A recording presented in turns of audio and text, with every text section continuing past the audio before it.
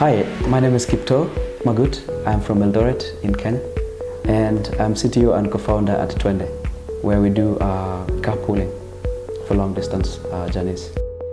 And my name is Winnie, Chebet. I am also a co-founder at Twende.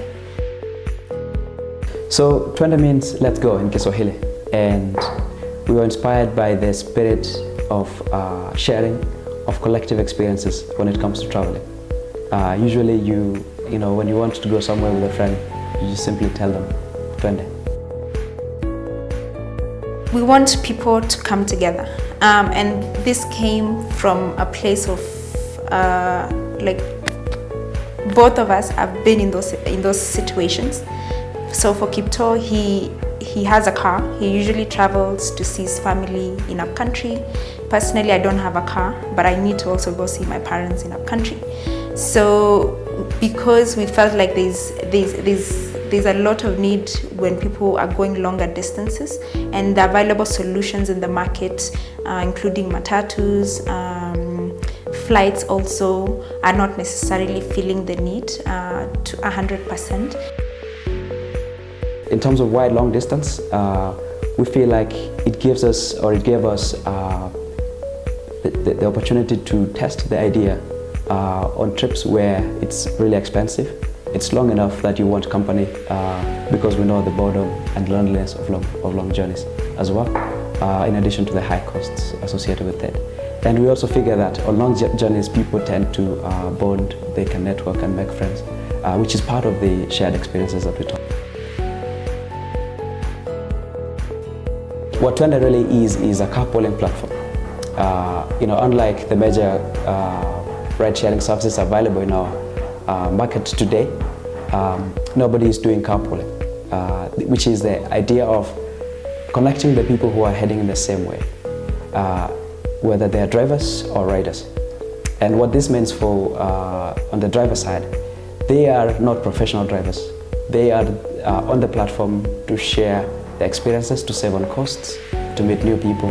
And so far, nobody is addressing the problem of long distance travel when it comes to sharing. It is, you would either have to take a very expensive taxi or fly really if you're going from one city to another. Or if you live on the outer edges of Nairobi and you're trying to go into the downtown, it's really expensive to take a taxi, for example. Whereas you might want a comfortable, convenient means of commuting around. So carpooling exists to solve that problem. No, it's not. When I was in college at Princeton, I started an e-learning platform called M-Professor. That was in my third year. I came back to Kenya to help learners, students in high school and primary school, to access learning materials on their phones and computers. It didn't work very well, mostly because I was working on it part-time. And it was a long way out from here. But since then, I have worked in other startups in the United States and Kenya, and various fields. I mean, mobility is huge. The problem of moving from place to place has always been around. But what we're seeing is the need for green, sustainable, and shared transportation, because our cities are overpopulated, they're growing, and rising costs of living. So we envision a future where mobility is shared, it is sustainable. So in terms of how the market has responded, so we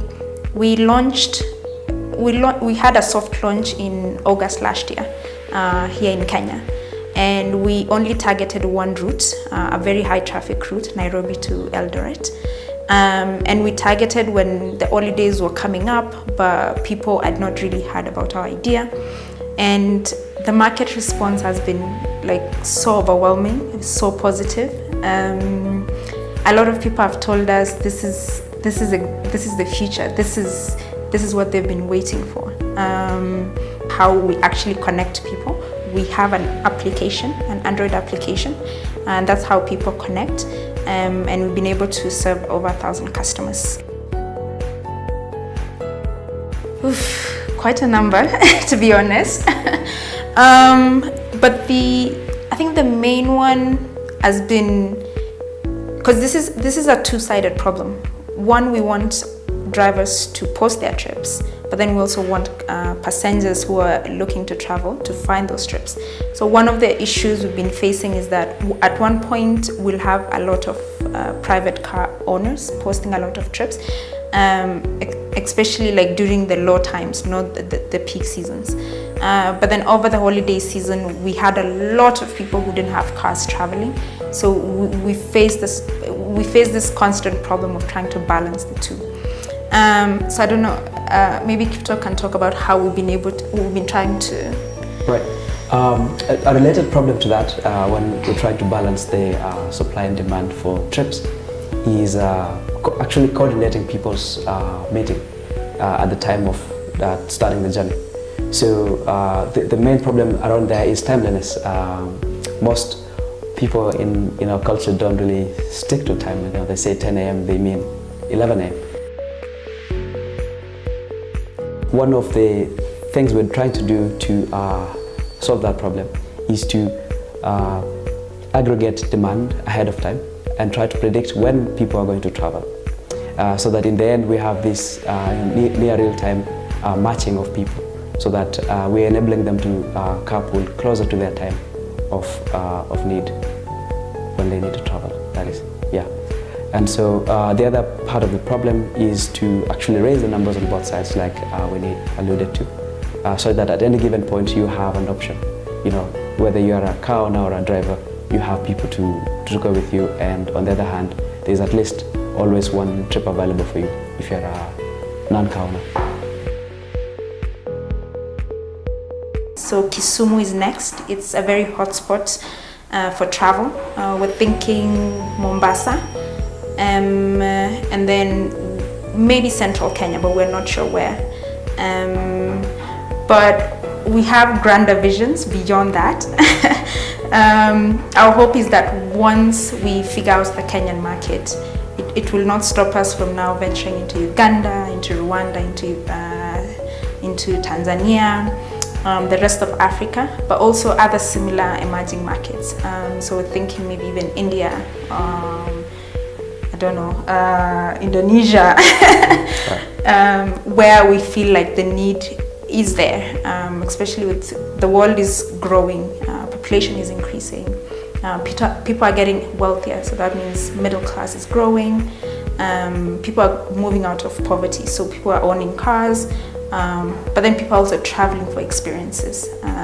So we're hoping that in the end of it all, we're able to bring people together as they share travel experiences via carpooling, of course. Yes, what am I most bullish about? The fact that sustainable mobility is where the world is heading towards.